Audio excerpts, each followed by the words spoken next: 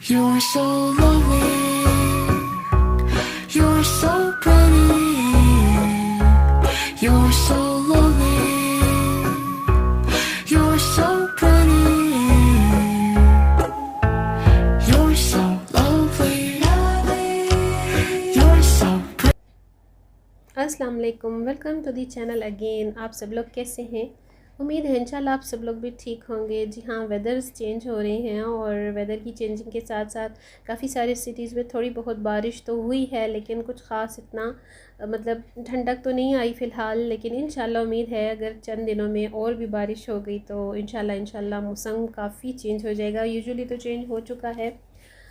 Anyways मेरे दिन का स्टार्ट कुछ इस तरह से ही होता है। अल्हम्दुलिल्लाह कोशिश करती हूँ जितना हो सके मैं ज़रूर तिलावत कुरान पाक करती हूँ। और इसके अलावा अगर मैं ना भी कर सकूँ, सम टाइम ऐसा होता है कि अर्ली मॉर्निंग उठते साथ ही सबसे जो हमारा बेसिक काम होता है वो किचन जाना और ब्रेकफास्ट की तैयारी करना होता है ना ऐसे ही। क्योंकि लास्ट व्लॉग्स में मैंने आपके साथ काफ़ी सारे इस तरह से टिप्स वगैरह और बातें शेयर की हैं। हाउस वाइफ जो होती है ना, बच्चों को और हस्बैंड को उन्होंने ब्रेकफास्ट वगैरह तैयार करके सी ऑफ करना होता है, तो सबसे पहला हमारा काम यही होता है। बट नाउ डेज़ मेरी कोशिश होती है कि मैं अर्ली मॉर्निंग जब भी जाग जाती हूँ तो फिर ज़रूर जो भी मुझसे बेशक हाफ़ पेज हो सके मैं तिलावत कुरान पाक कुछ आयत ज़रूर पढ़ती हूँ। इसके अलावा जो बड़ी बड़ी सूरतें हैं जो मुझे हिफ्ज़ हैं वो तो चलते फिरते जब भी याद आती हैं मैं पढ़ती रहती हूँ अल्हम्दुलिल्लाह। और वैसे भी अल्लाह ताला के नाम से शुरुआत करना, दिन की आगाज़ करना बहुत बाबरकत है, सेहत के लिए, घर के लिए, रिज़्क़ रोज़गार के लिए। और दूसरा, आपको मैंने बहुत सारी अपनी वीडियोस में पहले भी शेयर किया कि मैंने और मेरे भाई ने अपने बाबा से ये कुरान पाक जो है अल्हम्दुलिल्लाह तजवीद के साथ बहुत ज़बरदस्त तरीके से अल्हम्दुलिल्लाह हमने पढ़ा। तो वही चीज़ें हमें मिली हैं अपने बाबा से और अल्हम्दुलिल्लाह बहुत तसल्ली से, बड़े आराम सुकून से मैं तिलावत कुरान पाक करना पसंद करती हूँ। मैं सारे काम बिल्कुल फ़िनिश करके बैठती हूँ ताकि मुझे किसी भी काम के लिए ये सोचना आए कि मैंने जल्दी से तिलावत ख़त्म करनी और फिर काम के लिए उठना है। शुरू से मेरी स्टार्ट से ना, आप समझे, बचपन से आदत है, मैं इसी तरह से करती हूँ।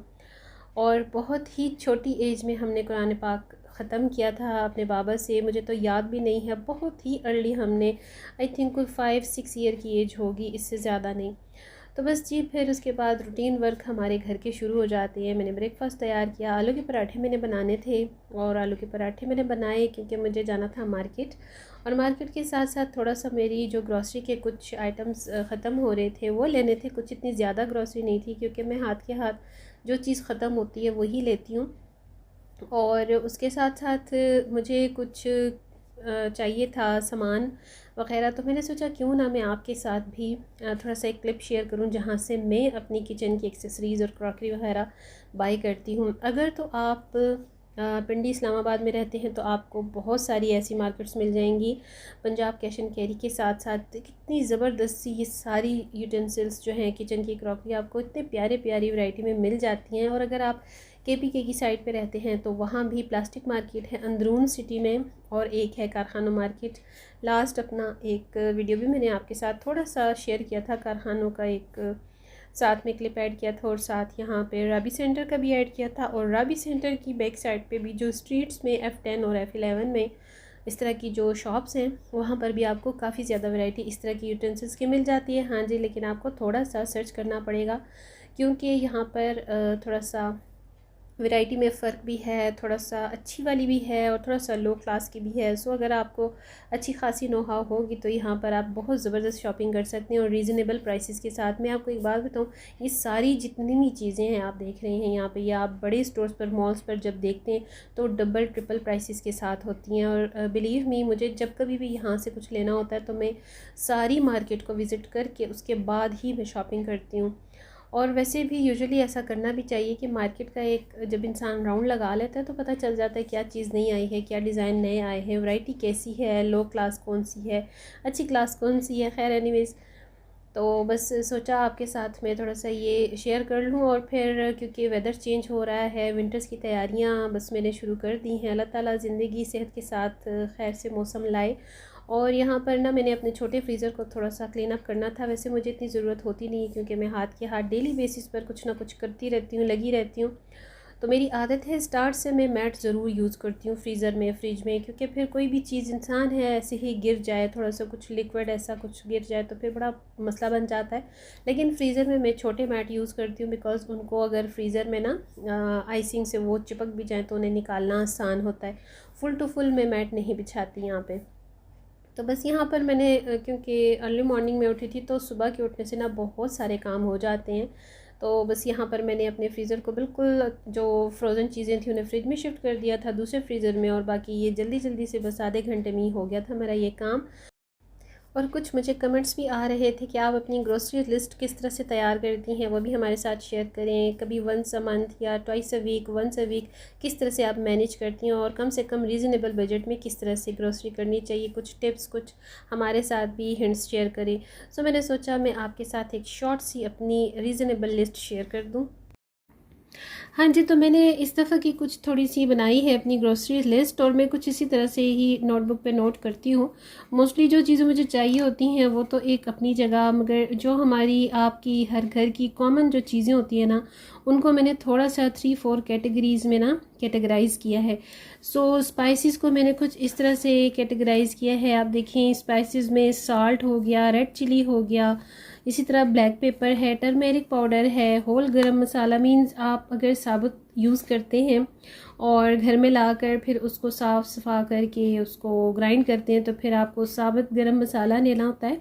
इसी तरह से साबुत ज़ीरा भी है, होल कोरिएंडर। मतलब अगर आप ज़ीरा पाउडर पसंद करते हैं और अगर आप इस तरह से साबुत में ज़ीरा पसंद करते हैं, वाइट या ब्लैक, तो वो भी आप इसी तरह से ले सकते हैं, ठीक है। तो मैं दोनों ही लेती हूँ। सम टाइम होता है ना कि मूड पे डिपेंड करता है, चीज़ों पे, आइटम्स पे डिपेंड करता है। कभी कभी ऐसा होता है कि हम साबुत ज़ीरा ज़्यादा यूज़ करते हैं और जो ज़ीरा पाउडर होता है वो कम यूज़ होता है। और उसकी एक टिप साथ में आपको ये भी देती चलूँ, अक्सर जो खाने का कलर थोड़ा सा ख़राब हो जाता है ना, वो इसी वजह से हो जाता है कि मतलब कुकिंग करते हुए अक्सर लेडीज़ जो है ना वो मसाला भूनते साथ ही ज़ीरा पाउडर और जो होता है सूखा धनिया पाउडर वो ऐड कर देती हैं इन दोनों मसालों से, क्योंकि ये गरम मसाले की कैटेगरी से होते हैं ना। तो ये जो है आपके जो ग्रेवी होती है, जो आपका कुकिंग का टाइम होता है ना, उसमें ये इतना ज़्यादा भुन जाते हैं कि इनका कलर काफ़ी डार्क हो जाता है और फिर हमारी ग्रेवी का जो कलर होता है ना काफ़ी डार्क आता है, तो जो एक अच्छी लुक नहीं देता। तो इस वजह से मैंने हमेशा जब से ये चीज़ सीखी है अम्मी से, तो मैं हमेशा इसी तरह करती हूँ। बिल्कुल खाने के एंड पे ना सूखा धनिए का पाउडर या फिर ज़ीरा का पाउडर जो होता है वो बिल्कुल मैं एंड पे ऐड करती हूँ अपनी किसी भी रेसिपी में, ठीक है। तो ये जो हो गए ना कुछ स्पाइसेस, ये तो कॉमन यूज़ के हैं, आप और मैं हम ले सकते हैं, बल्कि ले क्या सकते हैं कि हमारी एवरी ग्रॉसरी में ये ज़रूर होते ही है। फिर उसके बाद आ जाते हैं जो सेकंड कैटेगरी है, वो है लिंटल्स, यानी कि दालों की। और ये आपकी चॉइस पे डिपेंड करता है, आपके घर में जो सी भी दालें जो है पसंद की जाती हैं तो डेफ़िनेटली आप वही बाय करेंगे। जिस तरह से अब मेरे घर में ब्लैक और रेड मसूर, मतलब जो दाल मसूर होती है, इसी तरह येलो जो मूंग की दाल होती है, वाइट चिकपीस मतलब जो सफ़ेद चने होते हैं। अच्छा, काले चने मुझे बिल्कुल नहीं पसंद, बहुत सारे लोग मेरे ख्याल में पसंद भी करते हैं और मैंने देखा है उनके घरों में फ्रीक्वेंटली बनते भी हैं, बट मुझे नहीं पसंद, मेरे घर में कोई नहीं खाता। और मटर हो गई, ग्रीन पीस, ठीक है। शुगर हो गई, क्योंकि शुगर भी एक मेन एलिमेंट है हमारे हर घर का। घी है या ऑयल है, आप दोनों में से जो भी यूज़ करते हैं, ये भी हमारा कॉमनली रैंडमली आता रहता है। आटा हो गया, यानी फ्लावर, और बेसन, ग्राउंड फ्लोर जिसे कहते हैं, ग्राउंड फ्लोर, ठीक है। रस, ब्रेड वगैरह जो होते हैं ये डेफिनेटली हमारे ब्रेकफास्ट का हिस्सा है। और ब्रेड के साथ जो है वो जैम और स्प्रेड वगैरह ये ऑप्शनल है। अगर आपके घर में बच्चे पसंद करते हैं, आपके हस्बैंड या आप ख़ुद भी, तो फिर ये ऑप्शनल है, ठीक है। क्योंकि ये जो चीज़ें होती हैं ये उसी टाइम पर आती हैं फ्रेशली, इनको तो पहले से लाकर एज ए स्टोरेज रखा भी नहीं जा सकता। केक रस हो गई या रस्क हो गए, जो ब्रेड के साथ भी हम ले सकते हैं। तो ये जो चीज़ें होती है ना, हम अगर ग्रोसरी में ले आते तो काफ़ी फ़ायदा हो जाता है। अगर आप फ्लावर यूज़ करते हैं रेगुलर बेसिस पर तो वो भी बहुत अच्छा है। बेसन जो है, बेसन भी हमारे यहाँ काफ़ी मेन एलिमेंट है, बहुत सारी डिशेस में, हम जो एशियन डिशेस होती हैं उसमें यूज़ होता ही है। और उसके बाद जो 3 नंबर पे है मैंने कैटेगरी रखी है वो वेजिटेबल्स की रखी है। जिसमें onion, tomatoes, potatoes, ginger garlic और ग्रीन चिली वगैरह, लेमन वगैरह और धनिया, ग्रीन कोरिएंडर, ठीक है। ये जो है ये तो हमारे टोटली कॉमन है, आपके मेरे हम सब के घरों में ये जो सब्ज़ियां हैं ना डेली बेसिस पे आती हैं। तो इसके अलावा अगर आपको कोई भी सब्ज़ी डेली बेसिस पर चाहिए होती है या आपने कोई स्केड्यूल बनाया हुआ है, जैसे मैं कभी कभी ना काफ़ी प्लान के साथ बनाती हूँ। मेरे वीकली घर में ना दाल भी बन जाती है, राइस भी बन जाते हैं, मीट की डिश भी बन जाती है, चिकन की भी बन जाती है, मगर मीट की डिश कम ही बनती है क्योंकि इतना कोई ख़ास पसंद नहीं करता, रेड मीट हो या मटन हो जो भी। बीफ वगैरह तो बिल्कुल नहीं खाया जाता, बीफ सिर्फ उसी शेप में खाया जाता है मेरे घर में जब हम शामी वगैरह की फॉर्म में बनाते हैं ना। तो बस ये चीज़ें जो होती हैं, इसके अलावा जो है ना वो ऑप्शनल है, आपकी अपनी चॉइस पे डिपेंड करता है। और इसके साथ साथ जो फिर मैंने फोर्थ कैटेगरी की है यहाँ कैटेगराइज, वो है जी फ्रूट्स की। और फ्रूट में कुछ इस तरह से है कि जो भी आपको पसंद है, लाइक स्ट्रॉबेरी, बनाना, एप्पल वगैरह, ये है सीजनल फ्रूट्स। ज़ाहिर बात है कि सारे ही फ्रूट्स जो होते हैं वो सीजनल होते हैं, ठीक है ना। तो कुछ इस तरह के जो हो गए, तो इसमें से जो भी आपको ऑप्शनल पसंद है या इसके अलावा इंडिविजुअली पसंद है तो वो आप पोर्शन वाइज अपना कर सकते हैं। फ्रूट की भी शॉपिंग, ग्रोसरी वगैरह कर सकते हैं। बट फ्रूट क्योंकि होता ही नाजुक है तो इतने ज़्यादा देर तक तो ना हम उसको फ्रिज में स्टोर कर सकते हैं और ना ही हम किचन काउंटर पर इसे सजावट के लिए रख सकते हैं। तो ये भी बस मतलब टाइम के साथ आता है, ठीक है। तो इस तरह से कैटेगराइज मैं करती हूँ अपनी थोड़ी बहुत जो ग्रोसरी होती है। और उसके बाद है 5 नंबर पे पेंट्री आइटम्स, मींस जिस तरह से पास्ताज, नूडल्स, मैक्रोनीज, फ्लेक्स वगैरह, ओट्स हो गए, बिस्किट्स हो गए, इसके अलावा soya sauce, vinegar, chilli sauce, ketchups वगैरह, पिकल्स, अचार वगैरह, मेयोनीज़ या रेड चिली वगैरह, ये जो होती है वो आपके पेंट्री आइटम्स में आती हैं। और इसके साथ अगर आपको मतलब ज़्यादा आपकी घर में फ्रीक्वेंटली यूज़ होते हैं तो फिर आपने ज़्यादा क्वांटिटी में ले लेना है। और अगर नॉर्मल उस पर यूज़ होते हैं तो आपने नॉर्मली 1 या 2 पैकेट के हिसाब से ले लेना है। मेरे घर में बहुत कम यूज़ होते हैं इस तरह के पेंट्री आइटम्स, लेकिन हाँ जी ट्वाइस अ मंथ या ट्राइस अ मंथ ज़रूर बन जाती हैं चाइनीज़ वगैरह की डिशेस। तो उसमें ना ये सारे जो मेन आइटम्स हैं वो यही होते हैं। अगर आप एक बार में बड़ा पाउच या फिर कोई बड़ी इस तरह की बॉटल वगैरह परचेज़ कर लेते हैं तो फिर बहुत आसान हो जाता है, वो आपका ना काफ़ी टाइम तक चल जाता है। अच्छा जी, इसके साथ है फिर बेकिंग आइटम्स, लाइक मेरी तरह अगर कुछ लेडीज़ को होता है ना शौक बेकिंग का, कुछ को ज़्यादा कुकिंग का होता है, कुछ को थोड़ा सा सेवरी आइटम्स की तरफ ज़्यादा होता है शौक, और सेवरी भी डेफिनेटली ये भी बेकिंग का ही पोर्शन है, पार्ट है। तो बेकिंग आइटम के लिए आपको सबसे पहले तो ऑल पर्पस फ्लोर मींस जो नॉर्मल हमारा मैदा होता है, ठीक है, वाइट मैदा जो होता है, फिर उसके साथ आपको baking powder, cocoa powder, chocolate और फिर कुकिंग चॉकलेट, वनीला एसेंस, इसके अलावा लेमन एसेंस भी होता है, बहुत सारे एसेंस हैं। मतलब मैं संदल एसेंस भी यूज़ करती हूँ, आलमंड एसेंस भी यूज़ करती हूँ, जो भी आपको इजीली मिल सके। और सीरियसली इनकी ना मतलब प्राइसेस भी बहुत ही लो होती हैं, बड़ी कम होती हैं, बड़े अच्छे मार्जिन में मिल जाती हैं हर जगह पे। और इसके साथ इसके अलावा अगर आपको ऑप्शन में चाहिए तो आप चॉकलेट चिप्स भी ले सकते हैं। इसके अलावा आप जो चॉकलेट से रिलेटेड दूसरे बेकिंग आइटम्स होती हैं वो भी ले सकते हैं। बट ये जो हैं ये कॉमनली जितने भी इसमें कैटेगरी मैंने आपको शेयर की है ये कॉमन हमारे यूज़ होते हैं, ठीक है। तो इसके अलावा जो अगर आपको ज़्यादा चीज़ें चाहिए होती है तो डेफिनेटली वो आपके बजट से आउट हो जाएंगी।